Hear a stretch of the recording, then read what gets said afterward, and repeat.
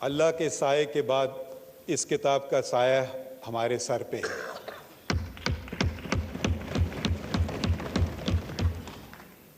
یہ کتاب ہماری پہچان ہے، یہ کتاب پاکستان کی پہچان ہے۔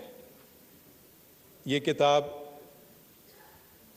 پاکستان کے جو اس وقت کے ڈائریکٹلی الیکٹڈ ریپریزنٹیٹیوز تھے، انہوں نے یونینیمسلی اس کو پہ ووٹ کیا، کوئی نیگیٹو ووٹ نہیں تھا، ایبسٹینشنز میرے خیال میں شاید 4 تھے۔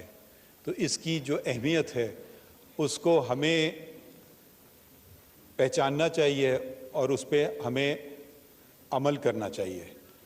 پاکستان کی اگر آپ لوگ سب سیاسی طالب علم ہیں، میں قانون کا کیڑا آپ سمجھ لیں میں ہوں، میں قانون کے طریقے سے دیکھتا ہوں چیزیں، آپ سیاست کے طریقے سے۔ سیاست آپ کا میدان ہے، میرا نہیں، قانون میرا میدان ہے۔ آپ تبصرے کر سکتے ہیں، تنقید بھی ہم پہ کر سکتے ہیں، اور تنقید ہم نے سنی بھی، مگر جو دوسرے طریقے سے ہوتا تھا، پرانے طریقے سے، تو انہوں نے بلایا تو میں سمجھا پتہ نہیں کیوں مجھے بلایا چیف جسٹس نے، پریکٹسنگ وکیل چیف جسٹس بلائے تو آپ کو جانا پڑتا ہے۔ میں لکھتا تھا ڈان وغیرہ میں نے کہا شاید ان کو میری کوئی چیز بری لگی ہو اس لیے بلایا، تو میں نے ریٹرن ٹکٹ بک کیا تھا، تو یہاں معلوم ہے جی آپ بلوچستان چلے جائیں بھائی، کیوں کہ آپ وہاں ہمارا ایک آئینی بحران ہے اور آپ چیف جسٹس، میں نے کہا شکریہ مگر بحران ہے اور آپ چیف جسٹس، میں نے کہا شکریہ مگر بہت شکریہ مگر آپ نے مجھے سمجھا کہ میں اس قابل ہوں، مگر انہوں نے کہا کہ پھر انہوں نے ایسی باتیں کی جو میں ان کا نہیں، کہ بھئی آپ کا یہ ملک ہے، آپ کے لوگوں بلوچستان میں، اب آپ کا ہم پہ حق ہے، اب آپ کو ہی جا کے کام کرنا ہوگا۔ تو میں گیا اکیلا بلوچستان، واحد جج تھا، اور پھر آہستہ آہستہ اپنی ہائی کورٹ بنائی، اپوائنٹمنٹس کیے، جو اپوائنٹس کیے ججز وہ سارے اللہ کے فضل سے کنفرم ہوئے، شاید میرا اس وقت کا 100% ریکارڈ تھا۔ پھر یہاں آنے کو ملا، اور ہم میں جو مجھے سمجھ نہیں آتا ہے، ہم کبھی کبھی دشمنوں سے اتنی نفرتیں نہیں کرتے ہیں جتنی ایک دوسروں سے کرتے ہیں۔ یہ کیوں ہے؟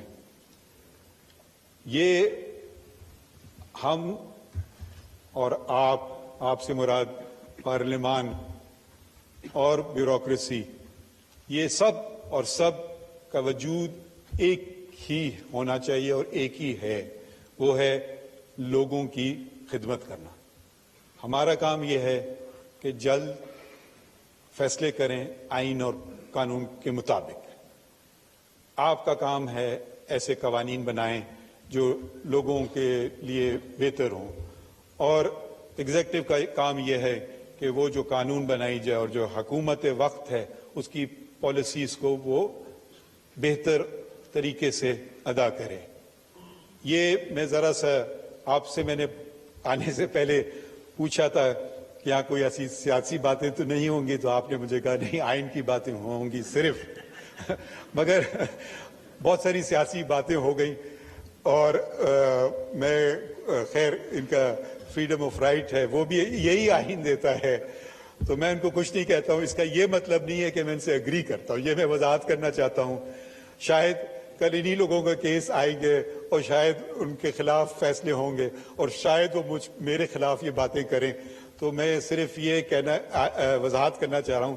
میں آیا تھا، آئین کی گولڈن جوبلی تھی آج، یہ جشن ہے، یہ ہمارا ملک 25 سال تک قائد اعظم محمد علی جناح، اور مجھے فخر ہے کہ میرے والد central working committee of the all India Muslim league, جس کے 19 صرف رکن تھے، اس میں بلوچستان سے وہ واحد رکن تھے۔ وہ بلوچستان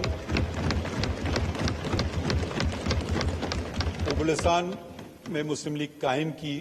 بلوچستان نہ صرف بلوچستان مگر اس وقت کا جو صوبہ سرحد ہوتا تھا، جو اب خیبر پختونخوا، تو وہاں بھی وہ گئے، اور انہوں نے وہ سیاسی شخصیت تھی، اور انہوں نے یہ ممکن بنایا کہ یہ 2 صوبے جو پاکستان کے ہیں، اور اب اگر ان کا رقبہ جوڑیں تو پاکستان کے خیال میں بہت بڑا ہو جائے گا کہ یہ پاکستان کا حصہ بنے۔ اور وہ لوگ، ان کو کیا ملنا تھا؟ اب آپ ذرا سی یہ سوچئے جب تحریک پاکستان چل رہی تھی، آج کے وقت میں تو آپ مفادات دیکھ سکتے ہیں کہ یہ میرا اس میں فائدہ ہے اور وہ میرا اس میں فائدہ ہے، میں یہ کروں یا وہ کروں. وہ کوئی ایسی بات نہیں تھی، وہ ایک خواب تھا، اور اگر وہ خواب پورا نہیں ہوتا تو وہ پھر ایک ایسے معاشرے میں ہوتے جہاں کہ وہ مائنورٹی تھے اور ان سے کہا جاتا کہ آپ یہ باتیں کر رہے ہیں تو ان سے کیا سلوک ہوتا. تو انہوں نے خواب دیکھا، قائد اعظم علامہ اقبال نے، اور پھر ایک پولیٹیکل موومنٹ بنی اور دنیا بھر میں مسلمانوں کا سب سے بڑا ملک وجود میں آیا، سب سے بڑا ملک.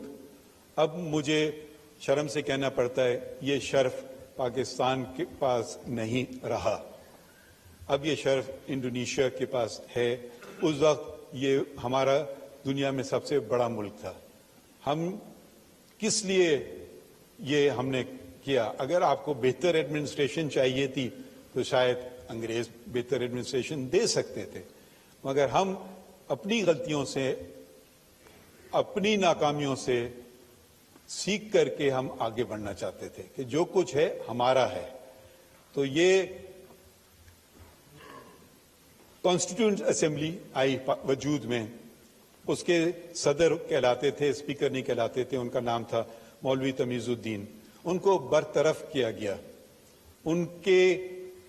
انہوں نے چیلنج کیا اور ان کی جگہ ایک بیوروکریٹ جو میرے خیال میں ریلوے میں ملازم ہوتا تھا ایک وقت میں، غلام محمد، وہ گورنر جنرل تھا. انہوں نے ان کو برطرف کیا اور انہوں نے کیبنٹ آف منسٹرز بنائی. مولوی تمیز الدین میرے والد اس کیس میں بھی منسلک تھے. انہوں نے چیلنج کیا چیف کورٹ آف سندھ، اس زمانے میں سندھ ہائی کورٹ نہیں تھا، چیف کورٹ تھا. انہوں نے چیلنج کیا، اس وقت کے جو جج تھے وہ تھے ایک کرسچن، جسٹس کانسٹنٹائن. انہوں نے اور ان کے 3 ساتھیوں نے، جسٹس ویلانی، جسٹس بچل اور جسٹس محمد بخش نے بحال کیا اور یہ کہا کہ یہ اقدام غلط ہے، اور وہ جو منسٹرز تھے انہوں نے ان کے خلاف ایک ریٹ آف مینڈمس جاری کی، دوسری ریٹ آف کو وارنٹڈ کی کہ آپ کے پاس کوئی اختیار نہیں ہے منسٹر ہونے کا. انفارچونیٹلی یہ چیلنج ہو گیا اس وقت کے فیڈرل کورٹ میں اور پھر نتیجہ الٹ گیا. اس وقت بھی ایک جج تھے اور تعجب کی بات یہ ہے وہ جج بھی کرسچن تھے، جسٹس کارنیلیس. وہ شاید مائنورٹی میں تھے. ان کا ججمنٹ پڑھیں تو انہوں نے اسلام کی بات کی، اور میجورٹی ججمنٹ پڑھیں تو انہوں نے کہا کہ جی ملکہ انگلستان کی جو ملکہ ہے اس کے تابع.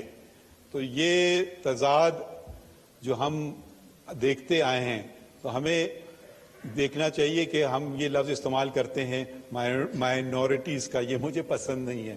وہ برابر کے شہری ہیں اور ان کا بہت بڑا حصہ ہے. ایک اور شخص تھے جن کا مجھے بہت فخر ہے، جن کا تعلق میرے صوبے سے تھا، دوراب پٹیل. وہ ایک پارسی صاحب تھے. جب جبرن اوتھ لینے کو کہا گیا جج صاحبان کو تو انہوں نے انکار کر دیا.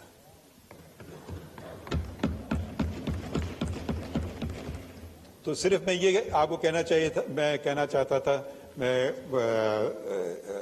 فیصلوں میں ہم لوگ لکھتے ہیں، تقریریں نہیں کرتے ہیں، مگر کیونکہ آج کا دن ایسا ہے کہ اگر آپ سوچیں، اپنے آپ کو واپس لے جائیں وقت میں، کہ ہم تصویریں دیکھتے ہیں کہ جی